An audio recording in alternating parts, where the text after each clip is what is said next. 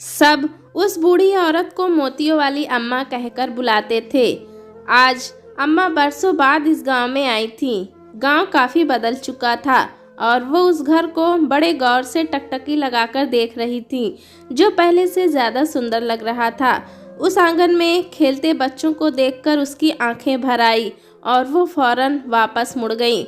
गांव के बाहर बने खंडहर की ओर और पीछे पीछे सैकड़ों औरतें मोतियों वाली अम्मा की जय बोलते हुए आ रही थीं। कल और आज में बस यही समानता थी कि पहले थी कोई उसके आंसू न देख पाता था और न आज देख पाता है। इस खंडहर में ही अम्मा रहती हैं। वैसे भी कौन सा उसका एक ठिकाना था, आज यहाँ तो कल वहाँ। खंडहर पर पहुंचकर अम्मा जी ने कहा, अगर कोई मिलना चाहे तो कल आइए। इतना कहकर अम्मा खंडहर के अंदर चली गईं। औरतें भी अपने अपने घरों को लौट गईं। एकांत पाते ही अम्मा जी का मन उस सुंदर घर के आंगन में जा पहुंचा। उनके कानों में उनका नाम गूंज रहा था। उनकी सासू माँ उन्हें पुकार रही थीं, लक्ष्मी ओ लक्ष्मी, आजा बेटा, नाश्ता कर ले। कब से घर के कामों में लगी हुई है, समय पर खाया पिया कर, अपना ध्यान रखा कर, तभी तो तू हमें तंदुरुस्त संतान दे पाएगी। लक्ष्मी शर्माते हुए, क्या अम्मा जी आप भी? अरे शर्माती क्यों हो, सच ही तो कह रही हूँ। सासू माँ अपनी बहू लक्ष्मी का बहुत ध्यान रखती थी। लक्ष्मी बहुत सुंदर और समझदार थी। उसका पति जगदीश इकलौती संतान था। जगदीश भी लक्ष्मी को बेहद चाहता था और अपनी माँ से डरता भी बहुत था। इसी प्यार भरे माहौल में 3 वर्ष बीत चुके थे, किंतु लक्ष्मी की गोद अभी तक खाली थी। दोपहर में खाली समय बिताने के लिए लक्ष्मी रंग बिरंगे मोतियों की मालाएं बनाती थी। एक दुकानदार ढेर सारे मोती और सुई धागा दे जाता था और बताकर जाता कि कितनी मालाएं बनानी है। लक्ष्मी को नीले और लाल रंग के मोती बेहद पसंद थे। संतान न होने के कारण धीरे धीरे लक्ष्मी की सास का व्यवहार लक्ष्मी के प्रति बदलने लगा। वो कभी दूसरों के सामने उसे ताने मारती थीं, कभी अकेले में। लक्ष्मी वैद्य जी की दिखाई आई थी, पर उनकी दवा ने भी काम न किया। लक्ष्मी ने एक बार अपनी सास से कहा, अम्मा जी, मैं और ये दोनों एक बार शहर में बड़े डॉक्टर को दिखा देते हैं। सास ने कहा, करमजली, सारी कमी तेरे अंदर है, बांझ है तू, बांझ। मेरे बेटे को डॉक्टर के पास ले जाकर पूरे गांव में उसका नाम बदनाम करना चाहती है। कोई कमी ना है उसमें, मर्द है वो मर्द। लक्ष्मी ने उन्हें समझाने की बहुत कोशिश की, पर वो अपनी बात पर अड़ी रहीं और जगदीश भी कुछ नहीं बोला। एक दिन जगदीश और उसकी माँ पड़ोस के गांव में किसी शादी में गए और सुबह वापस आए। वापस आने पर एक सुंदर सी लड़की उनके साथ थी। लक्ष्मी की सास ने उसे बड़े प्रेम से स्वागत किया और लक्ष्मी को अपने पास बुलाया और कहा, देख लक्ष्मी, ये तेरी छोटी बहन जैसी है, इसीलिए बहन की तरह ही प्यार करना, सौतन मत समझना। जा अब जगदीश और इसके लिए कमरा तैयार कर दे। मैं भी क्या करती, तू तो मुझे संतान दे न सकी। मैंने जगदीश का दूसरा ब्याह करवा दिया। क्या करूं, मैं भी मजबूर हूं। मरने से पहले वारिश का मुंह तो देख लूं। लक्ष्मी के सिर पर तो मानो आसमान गिर पड़ा और जगदीश चुपचाप सिर झुकाए पास में खड़ा था। लक्ष्मी मरती ना क्या करती, रोते रोते सारे काम कर रही थी, लेकिन उसकी सौतन लाजू के प्रति उसका व्यवहार सचमुच बहन जैसा ही रहा। लाजो भी उसे दीदी कहती थी और उसका सम्मान करती थी। मन ही मन दोनों एक दूसरे की मजबूरी समझती थीं। धीरे धीरे वक्त बीतता गया। 2 वर्ष बीत गए और लाजो की गोद भी खाली ही थी। सासू माँ की रातों की नींद उड़ चुकी थी। उनके मन में यह विचार उपजने लगा था कि लक्ष्मी के दुर्भाग्य का असर लाजो पर भी होने लगा है। एक दिन सुबह जैसे ही लक्ष्मी लाजो को नाश्ता देने लगी तो सासू माँ ने नाश्ते की थाली छीनकर लक्ष्मी का हाथ कसकर पकड़ लिया और उसे घसीटती हुई घर के बाहर ले गई और बाहर धकेल कर दरवाज़ा बंद कर दिया और कहने लगी, तेरे साथ रहकर तेरी मनहूसियत का साया लाजो पर पड़ रहा है।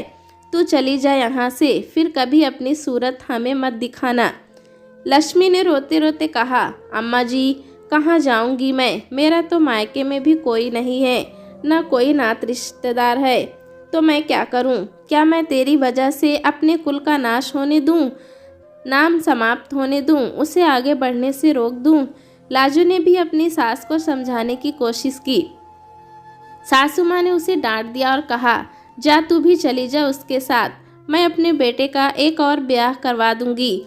लाजो डर के मारे चुप हो गई। सासू माँ ने लक्ष्मी के कपड़ों की गठरी, उसकी रंग बिरंगी मालाएं, सब कुछ लक्ष्मी के मुंह पर दे मारा।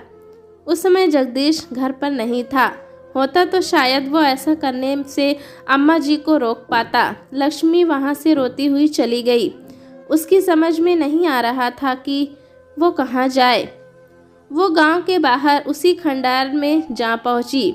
उसे उम्मीद थी कि शायद जगदीश उससे मिलने आए, और सचमुच वो सांझ ढले आया भी। लक्ष्मी, अम्मा ने तुझे घर से निकाल दिया। मैं अम्मा जी से तो कुछ कह नहीं सकता, मुझे माफ़ कर दे, लेकिन मैं अम्मा जी को बिना बताए तेरे साथ चल सकता हूँ। आप मेरे साथ चलोगे तो लाजो और अम्मा जी का सहारा कौन होगा? आपके बाबूजी के गुजर जाने के बाद अम्मा ने ही आपको अकेले हिम्मत से पाल पोस कर बड़ा किया है। आप घर जाओ, मेरी चिंता मत करो, मैं कहीं किसी भी गांव में रह लूँगी। मैं सुबह पैसे लेकर आता हूँ और कुछ कपड़े भी, तुम चिंता मत करो। छुपते छुपाते आऊँगा और हम दोनों कहीं दूर चले जाएंगे। लक्ष्मी को ये गवारा न था। जगदीश के वहाँ से निकलते ही वो भी अपनी गठरी उठाकर खंडहर से निकल गई। लगातार पैदल चलते चलते बहुत दूर निकल गई। जब उसे ध्यान आया कि वो अकेली रास्ते पर चल रही है और वो भी इतनी रात में, तो घबरा कर चुपचाप एक काली चुनरी ओढ़कर घने पेड़ के नीचे बैठ गई और सूरज की पहली किरण फूटते ही आगे चल पड़ी। उसे कहाँ जाना है कुछ नहीं पता था। सुबह जगदीश आया और खंडहर में लक्ष्मी को ना पाकर समझ गया कि वो चली गई है और वो वापस घर लौट गया। इधर लक्ष्मी चलते चलते बेहाल हो चुकी थी। उसे लग रहा था कि वो बहुत दूर आ चुकी है। दोपहर हो चुकी थी, सूरज सिर पर चमक रहा था। पसीने से बेहाल लक्ष्मी को भूख और प्यास सता रही थी। खाने को तो कुछ नहीं मिला, लेकिन उस सुनसान रास्ते पर एक पेड़ के नीचे एक घड़े में थोड़ा पानी मिल गया। पानी पीकर वो पेड़ के नीचे बैठ गई। थोड़ी देर बाद फिर चल पड़ी। चलते चलते कुछ खेत और झोपड़ियां दिखने लगे थे। वो एक गांव की सीमा पर पहुंच चुकी थी। गांव देखकर उसने राहत की सांस ली और एक पेड़ के नीचे रात को आराम किया। सुबह सुबह जंगल से लकड़ी, टाट के टुकड़े, बड़े बड़े पत्ते और कुछ सूतलियाँ चुनकर लाई और एक झोपड़ी नुमा कमरा बांधकर तैयार कर लिया। वो अब जंगल से फूल लाकर मालाएं बनाती थी और गांव में जाकर बेचती थी। एक दिन शाम को उसी झोपड़ी के बाहर बैठी भगवान का भजन गुनगुना रही थी। गांव की दो औरतें सब्जियां खरीदकर घर लौट रही थीं। लक्ष्मी को वहां अकेला बैठ देखकर वे दोनों भी उसके पास आकर बैठ गईं और उसका भजन सुनने लगीं। लक्ष्मी ने उन्हें 2-3 भजन सुनाए और बातों बातों में वो लक्ष्मी के बारे में पूछने लगी। लक्ष्मी ने उन्हें टाल दिया। बातें करते करते उनमें से एक औरत ने बताया कि उसकी बहू गर्भवती है। उसने ये भी बताया कि उसकी बहू के बच्चे जीवित नहीं रह पाते, जन्म लेते ही उनकी मृत्यु हो जाती है। लक्ष्मी ने कहा, तुम चिंता मत करो बहन, तुम्हारे घर स्वस्थ सुंदर कन्या का जन्म होगा। और फिर उसे न जाने क्या सूझा, उठकर अंदर गई और एक सुंदर सा लाल रंग का मोती उस औरत के हाथ में देते हुए बोली, ये लाल मोती काले धागे में डालकर अपनी बहू को पहना देना। इस बार कोई गड़बड़ नहीं होगी। ईश्वर के आशीर्वाद से बहू और बच्ची दोनों स्वस्थ रहेंगे। उस औरत ने अपनी बहू को मोती पहना दिया और जैसा लक्ष्मी ने कहा था वैसा ही हुआ। उस औरत का लक्ष्मी पर विश्वास बन गया। वो अपनी पहचान वाली एक औरत को उसकी बहू को संतान होने का आशीर्वाद दिलवाने लक्ष्मी के पास ले आई और लक्ष्मी को मिठाई के साथ साथ खाने पीने का सामान भी दे गई। लक्ष्मी ने उसे ईश्वर के आशीर्वाद के साथ नीला मोती दिया। उसके यहाँ पुत्र ने जन्म लिया। बस तब से लक्ष्मी को फूलों की माला बनाकर बेचने की ज़रूरत नहीं पड़ी। गांव वाले अपने प्रेम और श्रद्धा से कुछ न कुछ दे जाते थे। लक्ष्मी कभी किसी से कुछ नहीं मांगती थी। धीरे धीरे उसे अलग अलग गांव के लोग निमंत्रण देने लगे और वो मोतियों वाली अम्मा के नाम से प्रसिद्ध हो गई। एकांत में वो बहुत रोती थी और कहती थी, हे ईश्वर, तूने मुझे संतान नहीं दी तो तूने मुझे ही क्यों चुना दूसरों की संतान का आशीर्वाद देने के लिए। मैं खुश हूँ कि सबके घरों में खुशियाँ आए, लेकिन मेरी गोद तूने क्यों खाली रखी। उसके हृदय की पीड़ा और आंसू देखने वाला कोई नहीं था। एक बार लक्ष्मी किसी गांव में गई थी, तब उसने वहां लाजो को एक लड़के के साथ घूमते हुए देखा। उस गांव में लाजो का मायका था। लक्ष्मी ने किसी से कहलवा कर लाजो को अकेले में मिलने के लिए बुलाया। लाजो आई, लक्ष्मी को देखकर हैरान रह गई और फिर दोनों गले लगकर बड़े प्यार से मिली। लक्ष्मी ने लाजो से उस लड़के के बारे में पूछा, वो लड़का कौन था जिसके साथ तुम घूम रही थी। शादी से पहले मैं उसे पसंद करती थी। हम दोनों एक दूसरे के बारे में अपने घर वालों को बताने ही वाले थे, पर तभी अचानक मेरी शादी घर वालों ने जगदीश से करवा दी और हम किसी से कुछ नहीं कह पाए। दीदी, आपके जाने के बाद मैंने एक बार अम्मा जी से कहा था कि हम जगदीश की जांच बड़े डॉक्टर से करवा लेते हैं। अम्मा जी ने पूरा घर सिर पर उठा लिया। उनकी नज़र में पति की जांच का मतलब है मर्द को नामर्द कहना। वो नहीं समझती कि कमी किसी में भी हो सकती है और उसे दवाइयों से दूर भी किया जा सकता है। सासू माँ मुझे भी घर से निकालने की बात करने लगी और मेरे मायके वाले तो बहुत गरीब हैं, मुझे पूरी उम्र बिठाकर खिला नहीं सकते। जगदीश से भी मुझे कोई शिकायत नहीं है और मैं उनसे अलग भी होना नहीं चाहती। मैंने इस लड़के को सारी बात बताई तो वह मेरी मदद के लिए मान गया। लाजो, ये तो गलत है। ये कैसी मदद हुई भला। संतान के लिए जगदीश को तो धोखा मत दो, कोई बच्चा गोद ले लो। लाजो, दीदी वो भी तो माँ की सुनते हैं। मैं भी क्या करूं, उसी घर में रहना है मुझे। और फिर क्या आपको लगता है कि सासू माँ बच्चा गोद लेने को मान जाएंगी? नहीं, वो कभी नहीं मानेंगी। ऐसा कहकर लाजो चली गई। उसके बाद लक्ष्मी का मन उस गांव में नहीं लगा। आज बहुत बरस अपने गांव आई थी और उस आंगन को देख रही थी जहां बच्चे खेल रहे थे। खंडहर में अकेली पड़ी हुई वो सिर्फ यही सोच रही थी कि मैंने हर रिश्ता ईमानदारी से निभाया, मेरे साथ ये सब क्यों हुआ। ईश्वर, मुझे आपने संतान नहीं दी। मैंने तो आपसे ये आशीर्वाद नहीं मांगा था कि मैं दूसरों को संतान का आशीर्वाद दूं। खाली झोली वाली मैं दूसरों को औलाद होने का आशीर्वाद देती फिरती हूँ। हे ईश्वर, मुझे देखकर क्या तुम्हारा हृदय नहीं फटता। ये सब सोचते सोचते ना जाने कब उसकी आंख लग गई और फिर सुबह वही औरतों का मेला, वही समस्याएं, वही आशीर्वाद। समस्याएं सुनते सुनते शाम हो गई और लक्ष्मी ने औरतों से अगले दिन आने को कहा।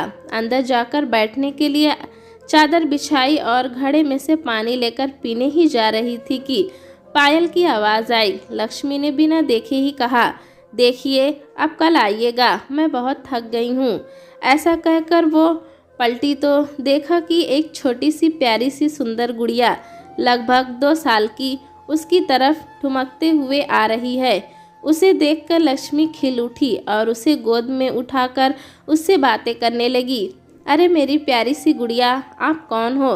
किसके साथ आई हो? केला खाओगी? तभी एक आवाज़ आई, मेरे साथ आई है, मेरी बिटिया है और इसका नाम है छाया। आवाज़ की दिशा में देखते ही लक्ष्मी भौचक्की रह गई। सामने जगदीश खड़ा था। लक्ष्मी ने तुरंत उसकी तरफ अपनी पीठ कर ली। जगदीश ने कहा, मुझे पता है तुम लक्ष्मी हो। लाजो ने मरने से पहले हमें सब सच बता दिया था, अपना सच भी और तुम्हारा भी। लक्ष्मी उसकी तरफ पलटी। उसकी निगाहों में अनगिनत सवाल दिखाई दे रहे थे। दोनों वहीं बिछी चादर पर बैठ गए और जगदीश ने बताना शुरू किया। मेरे और लाजो के 3 बच्चे हैं। बड़े बेटी की सच्चाई लाजो ने मरने से पहले बता दी थी। उसके बाद हमारा एक बेटा और बेटी छाया जन्म लिया। लाजो ने माफ़ी भी मांगी थी। बड़े पोते को पाकर अम्मा जी बहुत खुश थीं और लाजो को घूमने फिरने की छूट भी मिल गई थी। अम्मा जी को बच्चे के साथ व्यस्त करके हम दोनों घूमने के बहाने शहर में डॉक्टर के पास जाते थे और अम्मा जी को भनक भी नहीं लगती थी। इलाज करवाने के बाद लाजो का और मेरा एक बेटा हुआ और उसके बाद छाया के समय जब लाजो गर्भवती थी तब वो सीढ़ियों से गिर गई थी और उसे शायद आभास हो गया था कि वो अब बचेगी नहीं। उसने अम्मा जी को और मुझे पहले बेटे की सच्चाई बताई और तुमसे मुलाकात की सारी बातें हमें बता दी थी।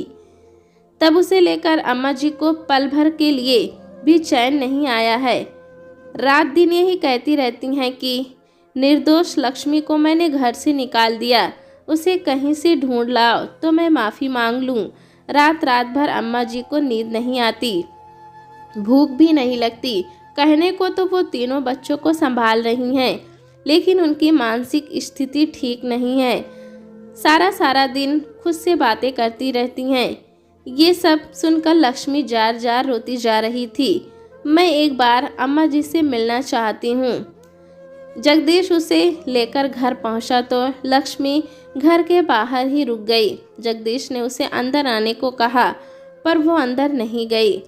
जगदीश अंदर गया और अपनी माँ को हाथ से पकड़कर बाहर की ओर लाता हुआ बोला, चलो अम्मा बाहर चलो, देखो कौन आया है, मुझे किसी से नहीं मिलना।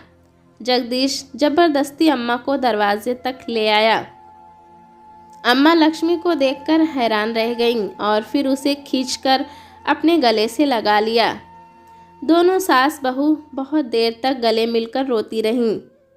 रो कर जब दोनों का मन हल्का हो गया तब सासू माँ ने लक्ष्मी से कहा, लक्ष्मी बहू मुझे माफ़ कर दे, तू तो निर्दोष थी, मैंने तेरे साथ बहुत गलत किया, ले अब संभाल अपना घर, मुझसे नहीं संभलते तेरे बच्चे।